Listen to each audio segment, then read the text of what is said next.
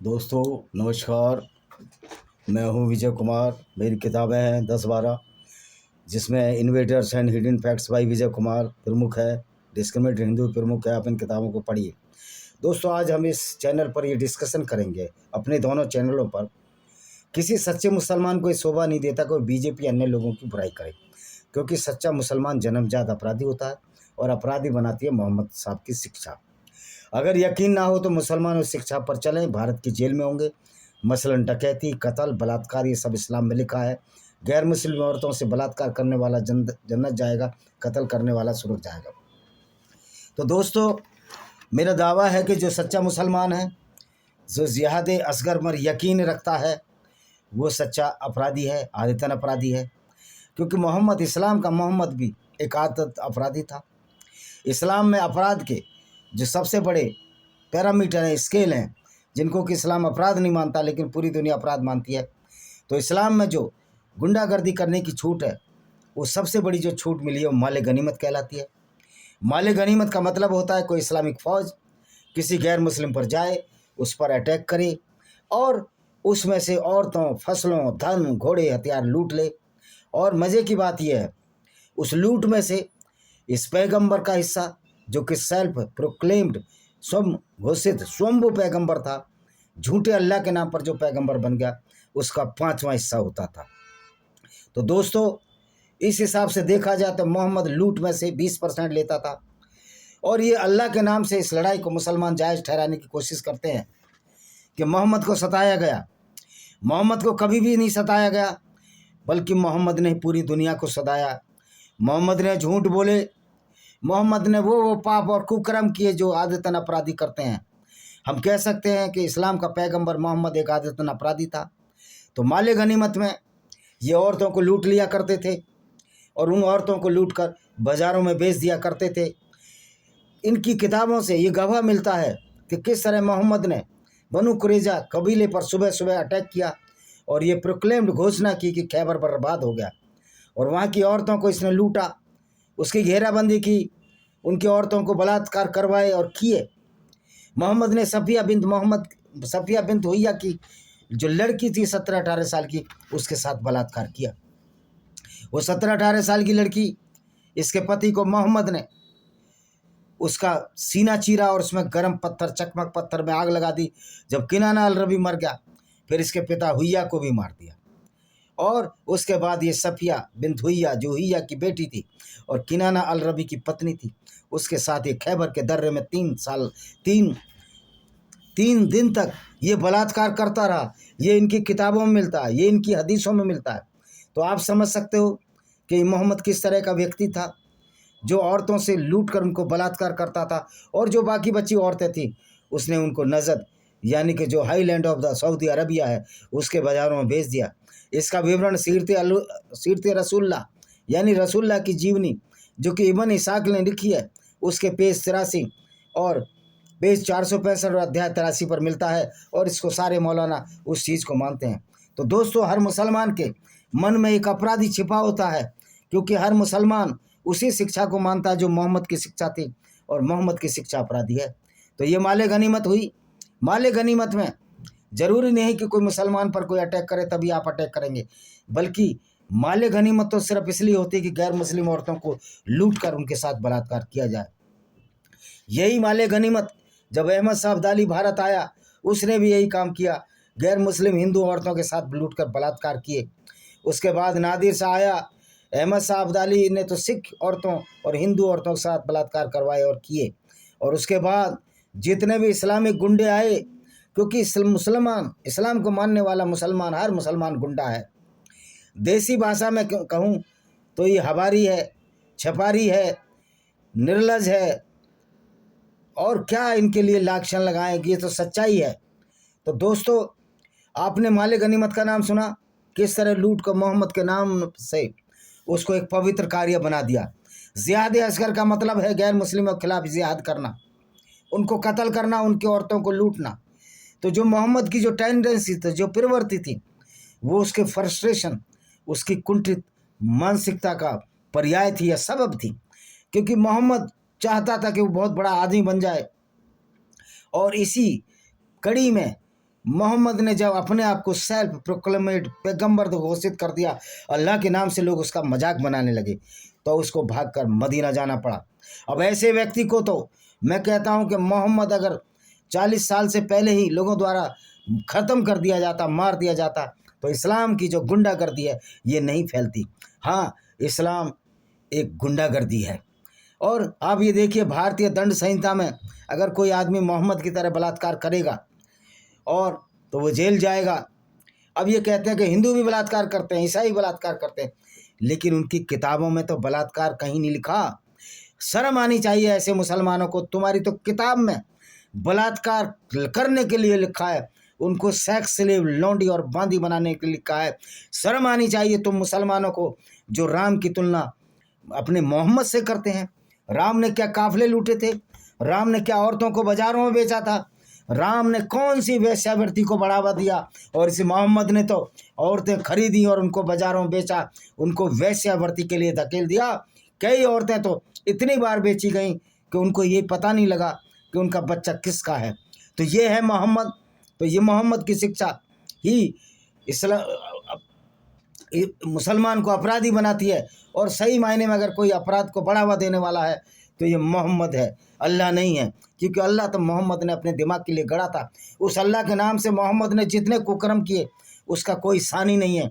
यही वजह है आज हमारे मुस्लिम भाइयों पर मुझे तरस आता है कि ये ऐसे व्यक्ति को अपना पैगंबर मानते हैं जो न सिर्फ लुटेरा था, कातिल था, बल्कि बलात्कारी भी था। और छोटी 9 साल की आयशा बिन्त अबू बकर सिद्दीकी, जो कि इनका पहला खलीफा था, उसकी बेटी से इसने शादी की। और नूपुर शर्मा ने क्या गलत बोला था?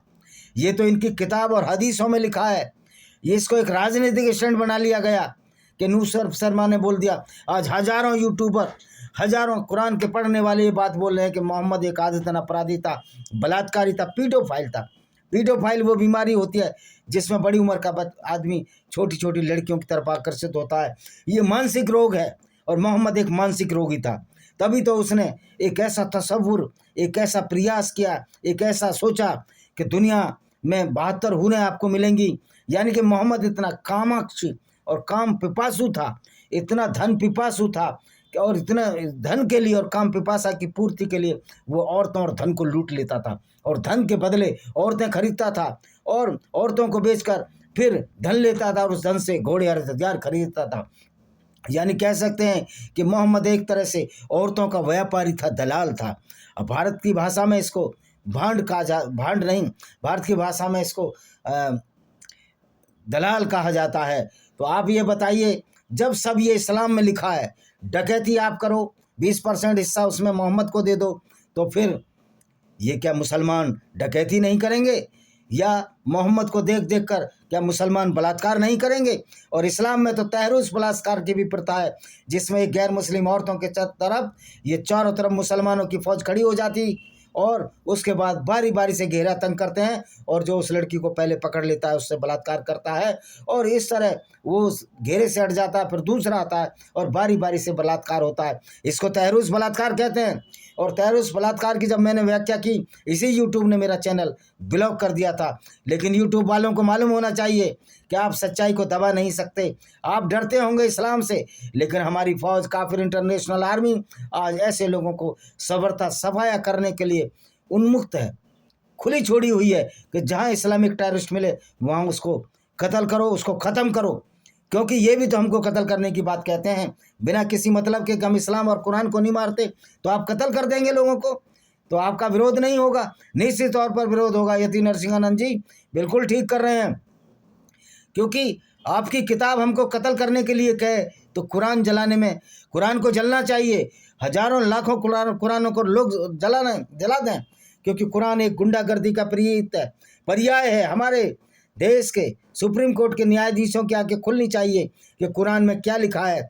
बल्कि मैं तो कहता हूँ लॉ में एक चैप्टर जिहाद असगर का होना चाहिए, जिससे हर वकील, हर जज, क्योंकि LLB के बाद ही वकील जज बनते हैं, इस्लाम की सच्चाई को जान सकें, इसकी गुंडागर्दी को जान सकें, इसमें कि मोहम्मद किस तरह का व्यक्ति था जो एक आदतन अपराधी था, ये अपराधियों का सरगना था, अपराधियों का गिरोह का सरदार था।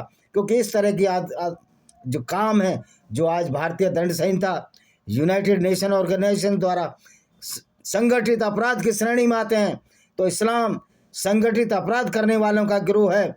फिर कुरान पर और ये इस्लामिक दारुल उलूम देवबंद पर, इन मदरसों पर भारत सरकार बैन क्यों नहीं लगाती? एक दिन ऐसा आएगा कि इन मदरसों को पूरी दुनिया में गैर मुस्लिम काफिर और अच्छे लोग नेस्तनाबूद कर देंगे। या हमारे मुसलमान भाई खुद समझकर, हम नहीं चाहते कि मुसलमानों से हमारी लड़ाई हो, क्योंकि वो तो भटके हुए लोग हैं, उनको मोहम्मद ने गुमराह किया है। हालांकि इनकी कुरान ये कहती है कि जो मुसलमान नहीं है उसको गुमराह किया है शैतान ने। मैं पूछता हूँ कि मोहम्मद क्या शैतान से कम था? 1,00,000 शैतानों का भी बाप ये मोहम्मद था, वो कि कोई ही सारे शैतानी कार्य करता था, काफिले लूटता था, लोगों को झूठ बताता था कि मैं वहाँ बैतुल मुक़द्दस में नमाज पढ़ ली, जो मस्जिद बनी नहीं थी, यानी कि झूठा पैगंबर। और झूठ को दबाने के लिए अल्लाह के नाम पर सारे कुकर्म करता था और उन अल्लाह के नाम पर उनको जायज़ ठहराता था। जैसे माले गनीमत को जायज़ ठहरा दिया, लूट पाट को। ये दुनिया की कुरान वाहिद किताब है और दुनिया के ये वाहिद लोग हैं मुसलमान जो कि ऐसे को अपना पैगंबर मानते हैं, जो एक सर्टिफाइड आतंकवादी की श्रेणी में आता है, लुटेरे की श्रेणी में आता है, बलात्कारी की श्रेणी में आता है। क्योंकि इनके साथी और मोहम्मद खुद खेतों में जब औरतों को लेते थे उनके साथ बलात्कार करते थे। एक बार इनके साथियों ने पूछा कि हम घर से आए बहुत दिन हो गए हैं और हम अज़ल करना चाहते हैं, जिसको कहते हैं कि हम गलत कार्य करेंगे, मोलेस्ट करेंगे औरतों को, और उसमें अपना जो स्पर्म है उसमें नहीं छोड़ेंगे। तो मोहम्मद ने कहा नहीं, आप गलत कार्य करिए। यानी मोहम्मद बलात्कार को बढ़ावा देता था, मोहम्मद अपराध को बढ़ावा देता था, मोहम्मद लूट को बढ़ावा देता था। और ये मोहम्मद अपने ही चचेरे भाई अबू सुफियान के काफिले को लूटने की कोशिश की। ऐसा बेगैरत व्यक्ति जो पूरी दुनिया में इतनी भरी गुंडागर्दी की आयतों को अपने नाम से बनाकर सिर्फ अपने फ़ायदे के लिए, जिसमें उसकी काम पिपासा और धन लिप्सा की पूर्ति होती थी, उसको एक ऐसी आइडियोलॉजी का नाम दे गया कि अल्लाह के नाम से एक रिलीजन है, एक कम्युनिटी है, जबकि इस्लाम से बड़ा कोई धर्म नहीं है। इस्लाम आतंकवाद है, इस्लाम संगठित अपराधियों का गिरोह है। जस्टिस आनंद मुल्ला नारायण ने कहा था कि पुलिस संगठित अपराधियों का गिरोह है। मैं कहना चाहता हूँ, कोई सुप्रीम कोर्ट का न्यायाधीश भारत का किसी की इतनी औकात और हिम्मत है जो ये कह सके कि इस्लाम संगठित अपराधियों का गिरोह है, जो कि प्राय लूटपाट, कत्ल और बलात्कार करते थे मोहम्मद के ज़माने में, और लोगों को भरमाया करते थे कि 72 हूरें मिलेंगी, जन्नत होगी। अरे मूर्खों, कातिल और बलात्कारियों को, लुटेरों को कभी जन्नत मिलेगी, स्वर्ग मिलेगा अगर होगा तो इससे सिद्ध होता है कि मोहम्मद एक फ्रॉड व्यक्ति था, झूठ बोलता था। और ये ज़्यादा हिटलर से भी 100 गुना ज़्यादा ये अपराधी है। हिटलर ने सिर्फ अपराधी मारे, सिर्फ यहूदी मारे, तो हिटलर के आज नाम लेने को भी क्रिमिनल अपराध में गिना जाता है। तो इस मोहम्मद का नाम लेने वाले करोड़ों अरबों लोग, जो हिटलर से भी ज़्यादा बड़ा कातिल था, बलात्कारी था, और जिसने इस्लाम के नाम पर जो इतनी गुंडागर्दी फैलाई, इस मोहम्मद का नाम लेने वालों के खिलाफ कोई कार्रवाई नहीं होती। ये गैरत है और लानत है, हम लोगों के कायरता का प्रतीक है। हम एक ऐसी कुरान को जलाने की हिम्मत नहीं रखते हैं जो कुरान हमको नजस पोटी जितना गंदा कहती है, नफरत फैलाती है। जो इस्लाम खुद दूसरों के खिलाफ नफरत फैलाता हो, उसके मुसलमान लोग भारत में आज बहुत सारे नेता, यासुद्दीन ओवैसी या उसका भाई अकबरुद्दीन ओवैसी कहते हैं कि बीजेपी नफरत फैला रही है। अरे पढ़ ले मूर्ख, कुरान को पढ़ ले, आँखों से अंधा हो गया है, आँखों पर टीन के चश्मे लगाए हैं। बीजेपी नफरत फैला रही है। अगर हिंदू रिसेंटमेंट में कत्ल कर रहा है तो ये उसका अधिकार है। अगर ईसाई किसी इस्लामिक टेररिस्ट को, ट्रू मुस्लिम्स को मार रहे हैं तो ये उसका अधिकार है और वो उसको लेकर रहेंगे। और ये हमारा भी अधिकार है। हम कुरान की गुंडागर्दी भरी आयतों पर जब तक हम इसकी पोल खोलते रहेंगे, जब तक कुरान की आयतों पर बैन ना लग जाए। या हमारे मुस्लिम भाई इस कुरान को दफन कर दें नीचे, सात समुद्र के नीचे दफन कर दें। वैसे 7 समुद्र कोई होते नहीं है, ज़मीन के नीचे दफन कर दें और इसकी तरफ झांके भी नहीं। और ये इनकलाब जल्दी आएगा। लोगों को अब इनका पिटारा भूल चुका है, ये अल्लाह के नाम से अब ये दुनिया को नहीं जीत सकते। उस मोहम्मद की पिटाई तो उहद की लड़ाई में हो गई थी, जब मोहम्मद का दांत तोड़ दिया था। तो ये क्या जीतेंगे? ये ऐसा समूह जो इस्लाम के नाम पर, जो अपने को धार्मिक कहता है और बड़ी कुरान खानी करता है, वहाँ मक्का में जाता है हज करने के लिए, वो काबा भी मोहम्मद का नहीं था, ये भी लूटा था। तो इस्लाम तो एक लुटेरों का संप्रदाय है, जिन्होंने मंदिरों को लूटा, जिन्होंने यहूदियों के धर्म स्थल सिनेगोग को लूटा, जिन्होंने क्रिश्चियन के चर्चों को लूटा, क्योंकि ये इस्लाम में लिखा हुआ है। मैं कहता हूँ कि अपराधी हर धर्म में होते हैं, हिंदू भी अपराध करते हैं, ईसाई भी अपराध करते हैं, यहूदी भी अपराध करते हैं, ये पर व्यक्तिगत तौर पर करते हैं। लेकिन तुम्हारी किताब तो उस अपराध की एक शिक्षा शास्त्र है, यानी कुरान को पढ़कर आदमी अपराधी बनता है, मोहम्मद की सुन्नत को पढ़कर अपराधी बनता है। तो ये तुम्हारी जो आइडियोलॉजी है, जो विचारधारा है, ये विचारधारा ही खतरनाक है। इंडिविजुअल कत्ल करना एक अलग बात है अगर वो हिंदू कत्ल करता है, लेकिन इस इस्लाम की किताब कुरान ने तो मुसलमानों को एक संगठित कातिलों के गिरोह में तब्दील कर दिया है, संगठित लुटेरों को गिरोह में तब्दील कर दिया, संगठित बलात्कारियों के गिरोह में तब्दील कर दिया। क्योंकि तुम्हारे प्यारे मोहम्मद सल्लल्लाहु अलैहि वसल्लम साहब भी यही करते थे और उसको कहते थे जो अल्लाह का काम।